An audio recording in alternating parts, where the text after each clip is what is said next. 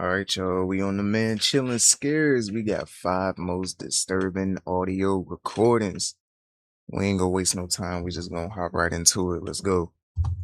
On May 23, 1961, two brothers inside an abandoned German bunker in Italy sat down to listen to the empty static of space. Over the years, they had pulled all kinds of strange sounds from that static. But what came through their headphones on this particular night had the potential to change the entire history of space exploration. What they heard was the voice of a woman speaking in Russian.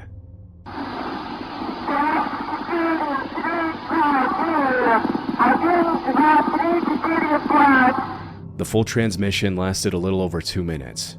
Throughout it, the woman repeatedly called for the person on the other end to answer her.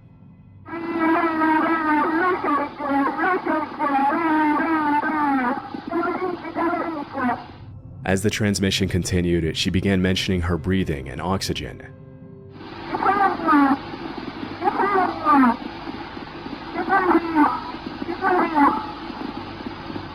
But soon after this, her words became far more alarming. She claimed the temperature was rising and repeatedly said that she felt hot, like she was in some sort of immediate danger.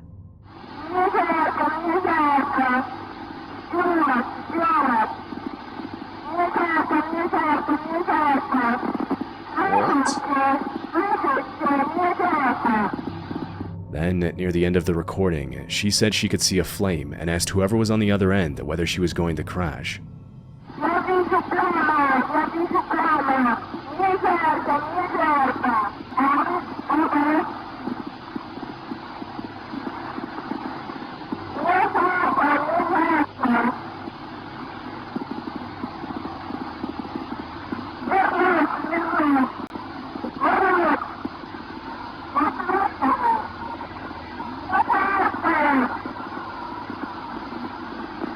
What? And with that, the transmission abruptly ends. The two men listening were Achille and Gian Battista, amateur radio operators who had built a tracking station using military surplus equipment, chicken wire, old pipes, and dishware. But despite its homemade construction, the brothers were far from inexperienced. Over the years, they had successfully tracked signals from the first artificial satellite, the first US satellite, and even the heartbeat of the first dog sent into orbit.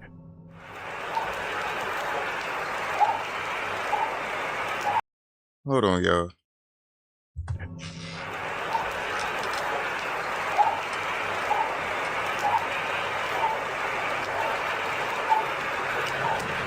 In other words, their station had become one of the most capable amateur space tracking operations anywhere on Earth, which is exactly what makes the recording of the woman speaking Russian so difficult to dismiss.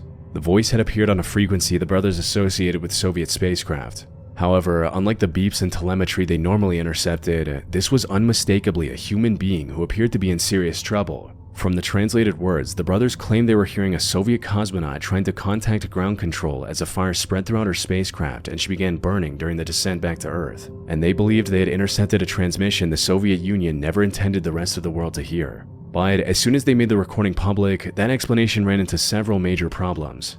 This transmission was supposedly captured only 6 weeks after Yuri Gagarin became the first officially recognized human being in space. If the brothers were right, the Soviets had launched another crewed mission almost immediately afterward, only this time with a woman aboard. That would mean Valentina Tereshkova, who flew in 1963, wasn't actually the first woman in space. She was simply the first one who came back alive. And for that to be true, the Soviets would have had to launch and lose another female cosmonaut, then erase the entire mission from the public record. So, to many people, this story was simply too unrealistic, and they chose to believe in a much simpler explanation, that the Italian brothers had made up the entire thing. Their earlier recordings had already brought them considerable attention, and critics believed this mysterious woman was merely an attempt to keep that attention alive. And one of the first objections the experts raised was the physical impossibility of the transmission.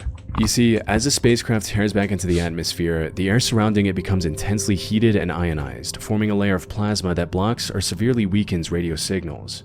This is exactly why Mission Control can lose contact with returning spacecraft for several minutes during the most dangerous stage of their descent. So, if the woman in the recording was already burning through the atmosphere, the brothers should never have been able to catch the transmission in the first place.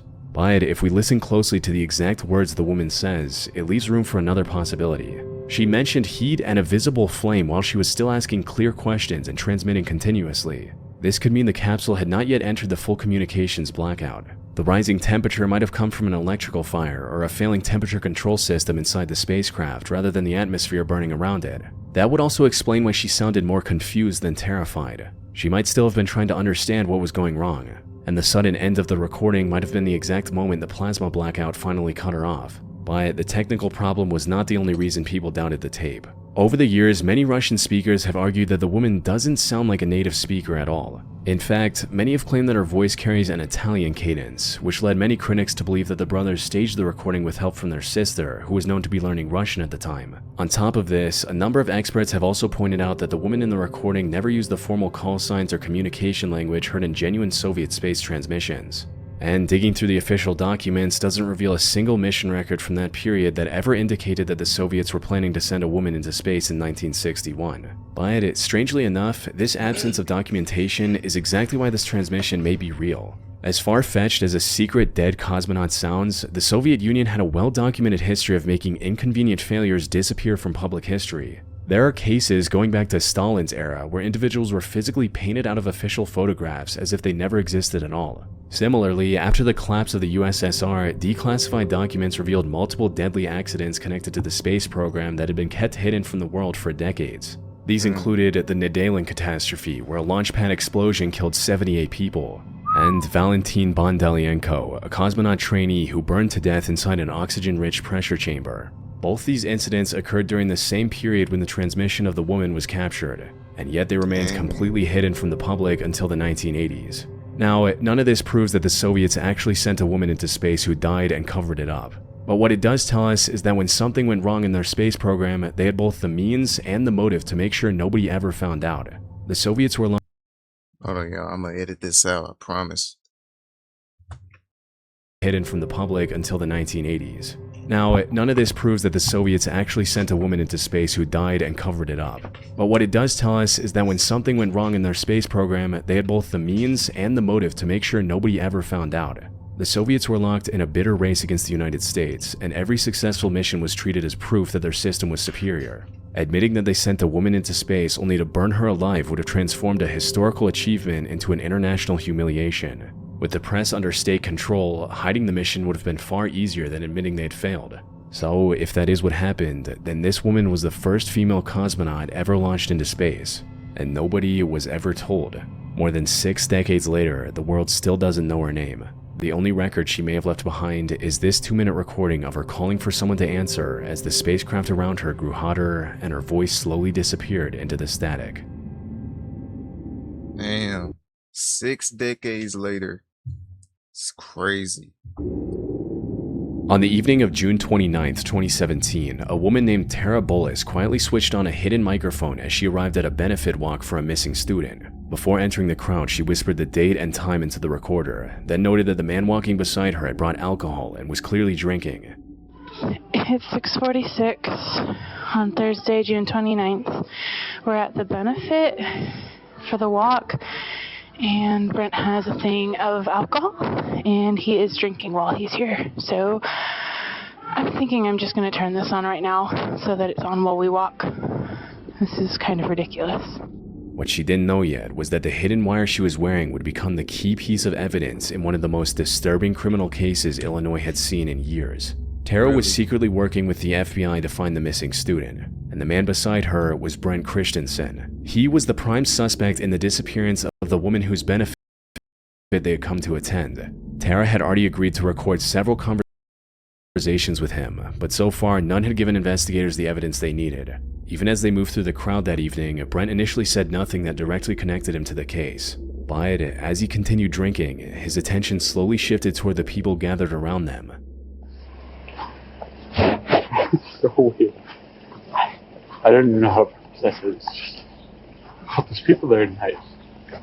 They want her home safe. It's just. And what he began saying next suggested that investigators might be dealing with something far worse than a single disappearance. They tell me about it. You have no idea what happened. Nobody knows what happened. Nobody will know what happened. And nobody will know what happened. No, not even you. Like, I'm the only one who's happened. You're the only one. You're the only one that knows where she's at. The woman Brent was talking about was 26-year-old Yingying Zhang, a visiting scholar from China who had arrived at the University of Illinois only 2 months earlier to research crop production. On June 9th, Yingying was traveling to an off-campus apartment complex where she planned to sign a new lease. After missing her connecting bus, surveillance cameras showed her walking several blocks to another stop and waiting for the next one. But shortly after 2 p.m., a black Saturn Astra passed her, circled the block, and returned. The driver stopped beside Yingying and spoke with her through the passenger window for roughly 1 minute. She then entered the car, and that was the last time she was ever seen. When investigators looked through the surveillance footage, they couldn't make out the vehicle's license plate, so they began examining every black Saturn Astra registered in the surrounding area. One of them belonged to 27-year-old Brent Christensen, who had recently completed his master's at the University of Illinois and had worked as a teaching assistant. At first, nothing clearly separated his car from the others. But when agents reviewed the footage more closely, they noticed that the vehicle in surveillance footage had a similar sunroof and damaged hubcap as Brent's car. When agents first questioned him, Brent claimed he had spent the afternoon at home, either sleeping or playing video games. Okay. Well, you originally told the agents that came to your apartment that you just played video games all day long. And you didn't leave the apartment. Yeah. But it's fair to say that we know that that's not true, correct? Why would I lie? However, once investigators confronted him with footage of his vehicle moving around the university, his story began to fall apart. Brent eventually admitted that he had picked up an Asian woman near the campus, but according to him, he only drove her a few blocks before making a wrong turn, causing her to panic and demand to be released. I was just driving around. I saw a girl and she was very distressed. Okay. So I stopped my car and looked at her. I asked her if she needed help. I talked to her for a little bit. How much? I gave her a short ride, a couple blocks. She freaked out and got out. However, the investigators didn't believe him, as the location data from Yingying's phone didn't match his account of events. And I think I've demonstrated enough, I've shared enough with you that you know that I know that you didn't drop her off in that neighborhood. You know that we can follow her phone.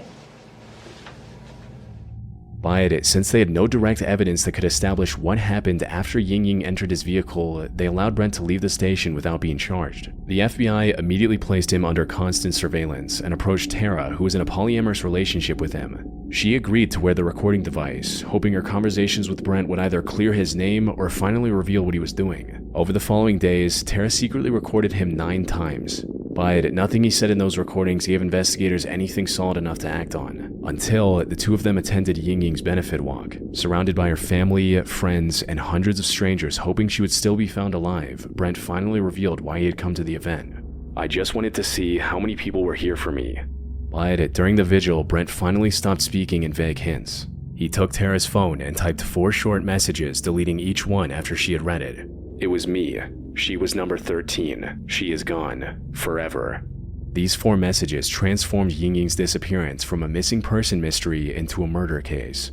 And as Tara managed to keep him talking, he began describing how fiercely Yingying had fought to survive. She was valiant. She worked. She would. Worked She fight. more than anyone else. Really? A little Chinese girl? More than anyone else. Did she really have broken English? Did she say anything to you? Yeah. She fought more than anyone else I've ever met.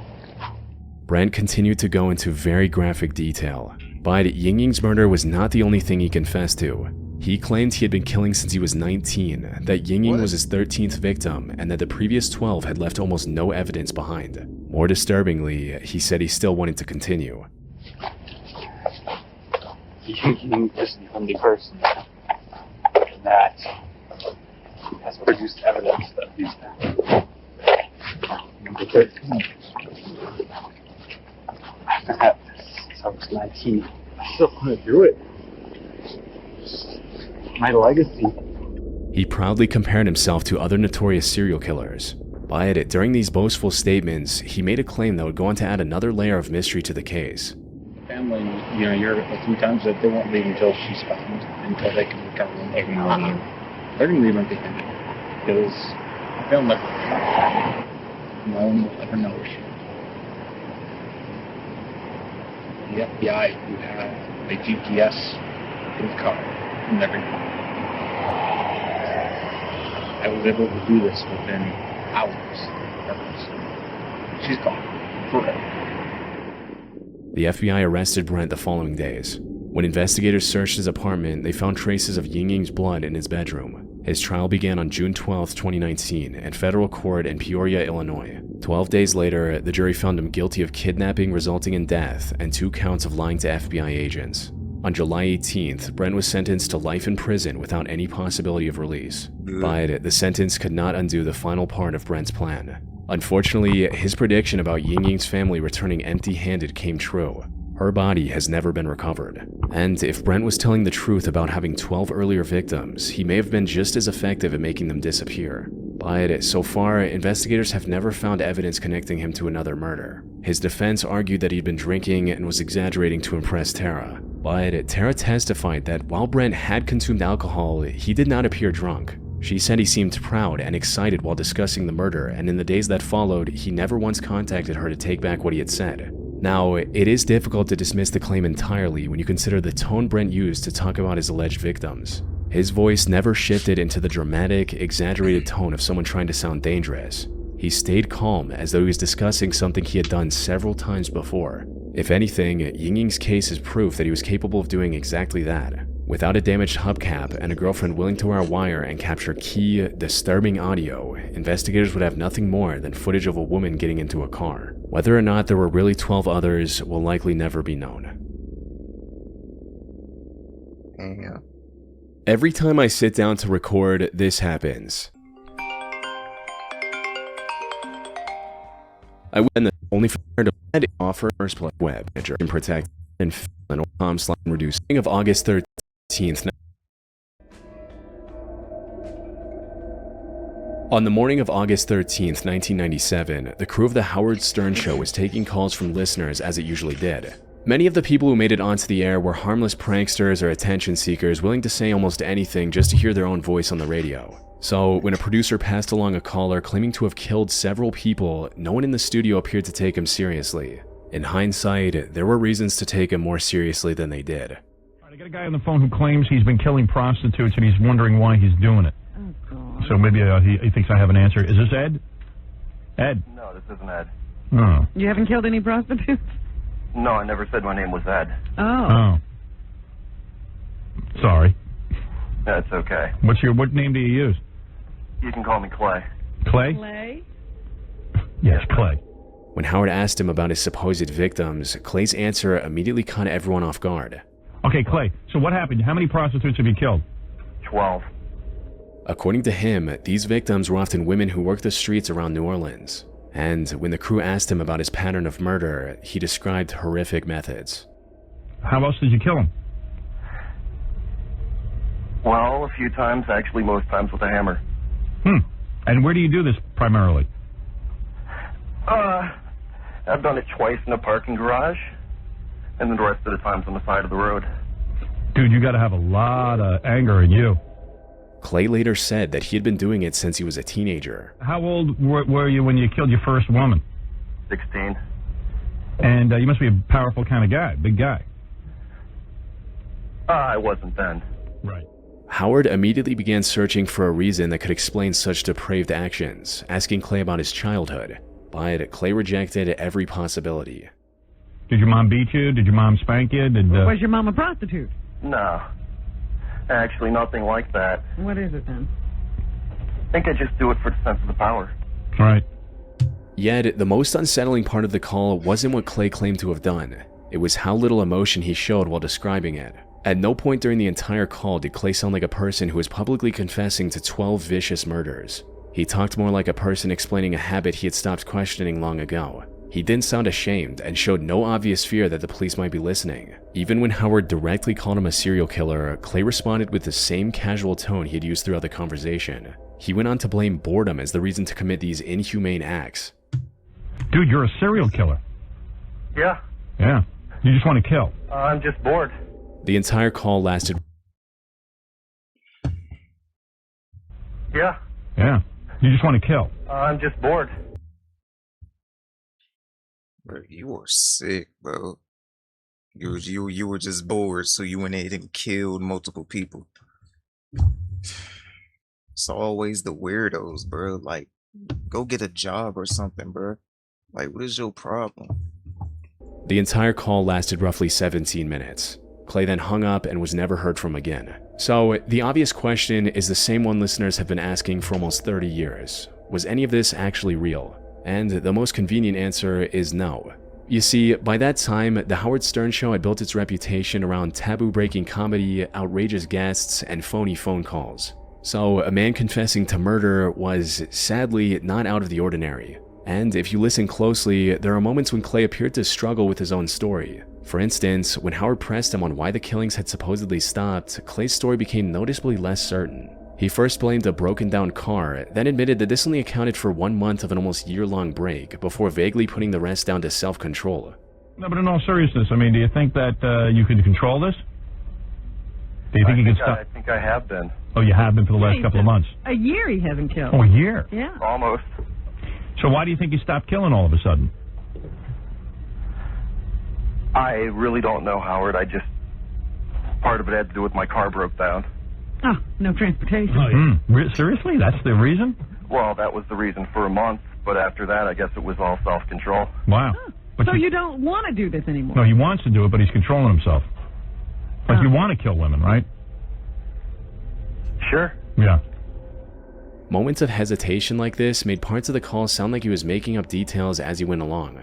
But on the other hand, maybe it was simply Clay carefully deciding how much he could reveal without exposing his identity. Nonetheless, after the call was aired, federal agents turned up at the studio to collect copies of the audio recording, and immediately started looking into the possibility of a potential serial killer on the loose. However, I couldn't find a single reliable report or official statement revealing anything about the investigation. And to this date, there's been no public record that identified the real person who called the show. So, the only real way to judge his story is to compare it with the crimes he claimed to be describing. And when his confession is placed beside what was happening in New Orleans at the time, some of the details line up uncomfortably well. By August 1995, authorities were investigating 24 killings committed around the city over the previous 4 years. Most of the victims were vulnerable women who worked the streets, and many had been killed before their bodies were abandoned in isolated areas. Which means Clay wasn't describing some imaginary pattern of violence. Both the victims and the scale of the killings all lined up with a real investigation that was still unresolved when he called the show. But these killings had also been reported in the news before Clay called the show. So a prankster following the case could have taken the publicly known details and built a convincing story around them. That said, there was a man whose real criminal history appeared to fit Clay's story far more closely. His name was Russell Elwood, a former taxi driver from New Orleans. Russell had been questioned by the Serial Crime Task Force and was eventually charged with murdering Cheryl Lewis and Dolores Mack, two of the women whose deaths had been examined as part of the wider New Orleans case. During the investigation, multiple women also came forward claiming that he had picked them up in his taxi, attacked them, and left them in isolated areas. And because the location, the victims, and the nature of the crimes all appeared to match Clay's confession, several people online came to believe that Russell was the man speaking on the recording. This theory fits well, except the timeline makes it almost impossible for Russell to be Clay. Russell was arrested in Florida on August 4th, 1997 after purchasing drugs from an undercover officer. He remained incarcerated for the next 85 days. Clay's call aired 9 days after that arrest, meaning Russell was already in a jail cell when the call was made. So, the voice in the recording almost certainly did not belong to Russell Elwood. However, ruling him out doesn't automatically prove that Clay was lying. Russell was convicted of only 2 murders, and no one was ever able to establish that a single person was responsible for every death being investigated around New Orleans. This leaves open the possibility that several killers were targeting similar women in the same area, and that Clay was describing victims who were never connected to Russell's case. But unfortunately, this is as far as the evidence goes. No victim has ever been conclusively matched to the details Clay gave during the call, and no major breakthrough has revealed the identity of the man behind the voice. So, almost 30 years later, the recording still comes down to 2 possibilities. Either a prankster studied a real series of unsolved murders and used those details to create an unusually convincing confession, or a serial killer openly admitted to murdering 12 women on live radio, hung up the phone, and was never identified. That's exactly what happened. On December 3rd, 2016, at 2:46 in the morning, police responded to a report of an abandoned car parked on the Route 35 bridge over the Shark River in Belmar, New Jersey. Nothing was wrong with the car. The keys were still inside, but there was no sign of the driver anywhere on the bridge or in the area below. Running the plate led officers to Lillian Stern. She was safe at home and explained that the vehicle was normally driven by her 19-year-old granddaughter, Sarah. Eventually, someone would come forward and explain exactly what happened to Sarah that night. But at this point in the investigation, that conversation hadn't happened yet. Sarah was a 19-year-old arts and TV production major at Brookdale Community College. The day before, she had spent the afternoon running errands with her childhood friend, Liam McAtasney, before stopping for lunch at Taco Bell. It was an ordinary day, except that it was the last time anyone saw her in public. The car had been left close to the edge of the bridge, and there were no obvious signs that anyone else had been inside. According to Liam, Sarah had previously talked about her life in a concerning manner. He also explained how she had an increasingly difficult relationship with her father. However, no one else who knew Sarah believed this explanation. One friend even told investigators that Sarah had made plans to see her that very day, which is hardly the behavior of someone planning to disappear. According to reports, Liam provided another possibility to investigators. He claimed that Sarah had talked about leaving New Jersey and starting over in Canada to get away from her father. The same friend Sarah had made plans with confirmed this theory. She told investigators Sarah had mentioned a Toronto trip and that she'd recently come into money that could finally make it happen. But when police searched her bedroom, they found her passport, social security card, and Canadian currency still there. If she had crossed the border voluntarily, she had left behind almost everything she would have needed to do it. The money her friend had mentioned came from a shoebox that Sarah had found inside a family property along with a note left by her mother before she died. Because much of it was old and damaged, Sarah placed a large portion inside a safe deposit box. On the day she vanished, surveillance footage showed Sarah visiting the bank with Liam to withdraw a portion of that money. When investigators later obtained the warrant to open the box, $25,250 was still inside. But a portion had been taken out that afternoon, and Liam had been standing beside her when she collected it. And he was also one of the last people known to have seen her alive. Then, in January 2017, a man named Anthony Curry contacted authorities. Anthony was a young filmmaker who regularly discussed horror movie ideas with Liam. So, when Liam pitched a disturbing plot on Thanksgiving... Wait. I heard about this. I think I reacted to this. I reacted to this on a different channel. I know about this. Long story short, I'm gonna kind of spoil it a little bit, but basically this guy right here, he basically snitched on him. He recorded them. They was in the car, got everything on camera about what happened, and he basically recorded him admitting to what he did. So y'all gonna have to react to it, because I think I reacted to this. Night, about a week before Sarah's disappearance, Anthony initially thought nothing much of it. According to Anthony, the story involved a young woman who discovered money left by her deceased mother. Her friend would then meet her to count it, choke her, take the cash, and throw her from a bridge before abandoning her car. 1 week later, Sarah disappeared under almost exactly those circumstances. Anthony still hesitated to accuse someone he considered a friend, but Liam began repeatedly asking to meet and eventually sent him a Snapchat message asking whether police had questioned him. That was enough to convince Anthony that the supposed movie idea may have been a real plan. In search of concrete evidence, police wired Anthony's car as he drove up to meet with Liam on the 31st of January 2017. Unaware that he was being recorded, right after the two of them met, Liam made a horrifying confession that put all the other theories about Sarah's death to rest. You see, I told you. See, I knew this one was familiar, bro. See, look, I reacted to this on another channel, bro. I'm telling you. Dude, you can't blame me for doing this, right? I gotta feel you up real quick, alright? You're good. No disrespect. I'll show you. No disrespect, okay? Nothing. Yeah, I got the FBI on my dude. What are they questioning? Oh yeah, a lot. About what? About killing Sarah. Alright, so I'm hanging out with her. She has we went to the bank, she took some money out, not all of her money. Real quick, bro. Yeah, see, I reacted to this. Killer thinks he got away, doesn't know best friend betrayed him. That's that video. It was from another channel. I reacted to this, bro. She has we went to the bank, she took some money out, not all of her money. We're counting it out, and then she goes to walk out the front door. My biggest problem was the dog, and her dog laid there and watched as I killed her. Didn't do anything.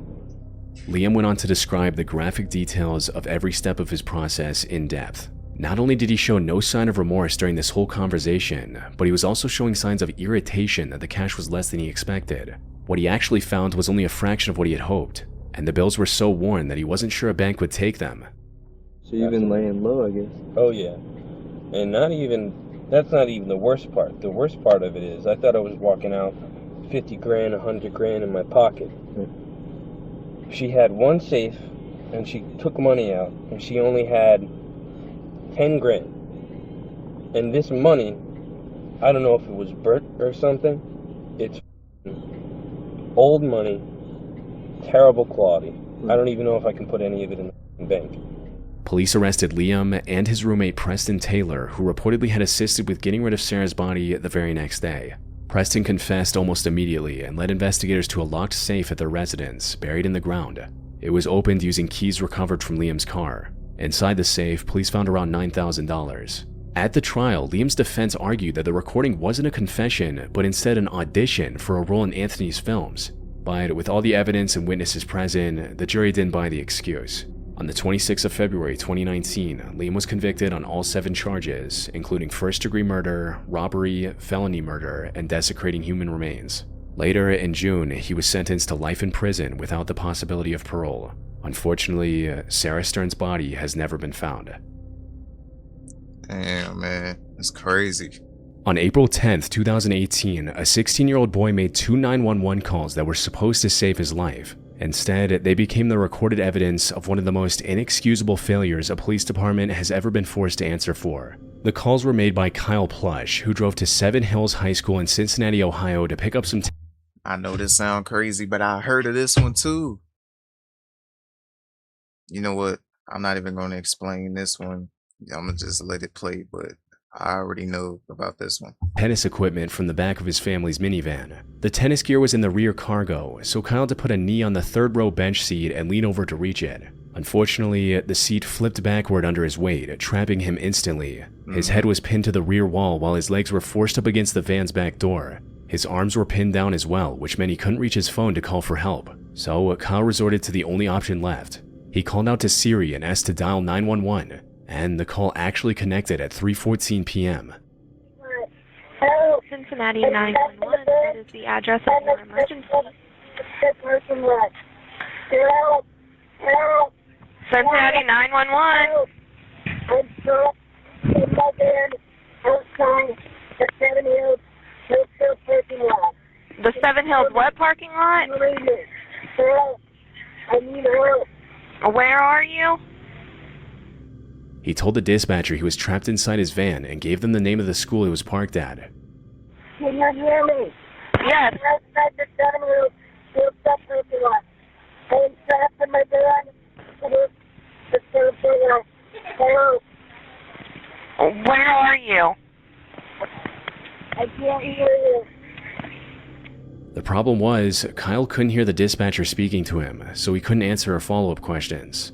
And although he repeatedly mentioned Seven Hills, the call was entered into the dispatch system several minutes later as an unidentified female trapped in a van in unknown trouble. The entry did not include Kyle's name, the type of vehicle, or the fact that he was in a potentially fatal emergency situation. At 3:26 p.m., 2 officers arrived near the school. Based on the information they'd received, they were searching for an unidentified woman in an unknown van somewhere around several adjoining parking lots. They drove through the area for roughly 11 minutes and attempted to call Kyle's phone, but they never stepped out of their patrol car, and they did not check the northern lot where Kyle's gold Honda Odyssey was parked.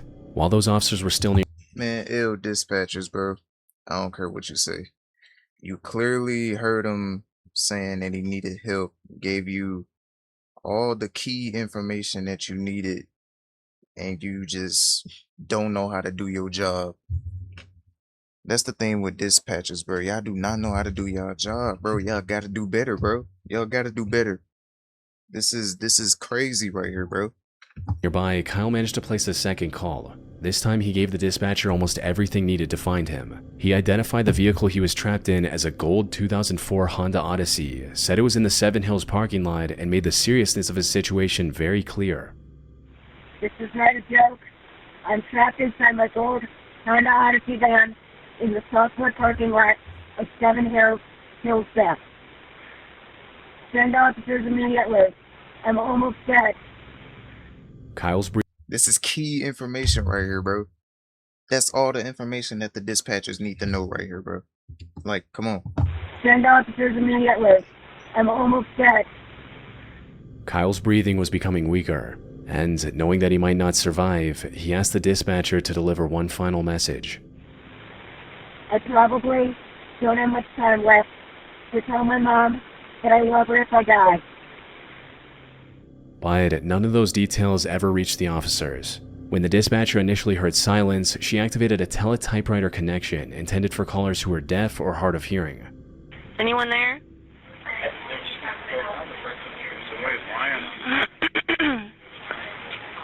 I can't hear what you're saying. Just send quickly. I'm ready to go. I'm out of. Instead of clarifying the call, the function drastically lowered the volume of Kyle's voice. The dispatcher did not switch back to the normal audio, replay the recording, or create a new entry in the dispatch system. So even though Kyle had now provided the exact color, make, model, and location of the van, the officers searching nearby were never told any of it. Eventually, they soon closed the assignment and left. Nearly 6 hours later, when Kyle failed to return home, his family used a location sharing app that showed he was still at Seven Hills School. His father drove there and eventually found the Honda Odyssey in the same lot Kyle had described during the second call. Man, all y'all need to be fired, bro. I don't care what you say. All of them need to be fired, bro. I don't care. They all need to be fired. Pack every single body up, bro. They all need to be fired, bro. This is unbelievable right here, bro. Pack every single body up, bro. Sadly, by then, Kyle had lost his life. Soon after Kyle was found, the focus shifted from how he became trapped to why no one had reached him in time. Across 2 separate calls, he had identified the school, explained that he was pinned inside a van, and eventually gave the vehicle's exact make and color. Yet the police failed to save him, and that failure began with how the first call was entered into the system. It had been stripped of its urgency before officers were dispatched. Kyle had been incorrectly identified as a woman, his exact location remained unclear, and his repeated warnings that his life was in danger were reduced to the words, "unknown trouble." As a result, the officers arrived without knowing who they were searching for, what vehicle they needed to find, or how little time remained. So, when they failed to find anyone in immediate distress, they began treating the call as though it might have been a prank. An off-duty sheriff's deputy working traffic nearby even suggested that the caller might have been a woman he had told to move her car earlier that day. But that explanation makes no sense. There might have been a Ellen also said he thought it might be a prank from a woman whom he told to move her car around the same time. Yeah, bro. Woman he had told to move her car earlier that day. But that explanation makes no sense the moment you hear the recording of the call. Kyle's voice was very clearly strained and panicked, and a call carrying that level of fear should have never been treated with doubt until officers had personally ruled out the danger. And even if the first call had been misunderstood, his second call should have erased any remaining doubt. Kyle gave the van's exact color, make, model, and location. Yet none of that information reached responding officers because the dispatcher later claimed technical problems had prevented her from properly hearing and documenting the call. According to her, the computer screen had froze, while the teletypewriter function made Kyle's voice almost impossible to understand. On the surface, that was a believable justification. The city's 911 system had a history of technical glitches that disrupted incoming and outgoing calls. But an internal investigation of the phone system for that call specifically found no trouble with it. The same review found that if the dispatcher genuinely couldn't hear him, procedure gave her a clear next move. She should have asked the caller to tap the phone twice, press a key, or switch to yes or no questions, all of which she never did. Which leaves only one explanation for Kyle's death. It was caused by a series of irresponsible choices made by the officers present inside the system. The department later reviewed the second call and described the way it had been handled as unacceptable. Not only had the dispatcher skipped the due process to ensure the caller received help, but she also never documented the call, violating yet another guideline. The Plush family filed a wrongful death lawsuit against the city and the employees involved, which was settled for $6 million in 2021. The system responsible for saving Kyle's life had failed him, leaving behind some of the most haunting pieces of audio ever recorded. I ain't gonna lie, bro. Whoever this dispatcher or dispatchers, goddammit, I don't care. Y'all need to be fired, packed up, and find another job because y'all don't know how to do this dispatch job right. But that's the end of this video. Hope y'all enjoyed it. If y'all are new to the channel, subscribe right now. And I'll see y'all in the next one.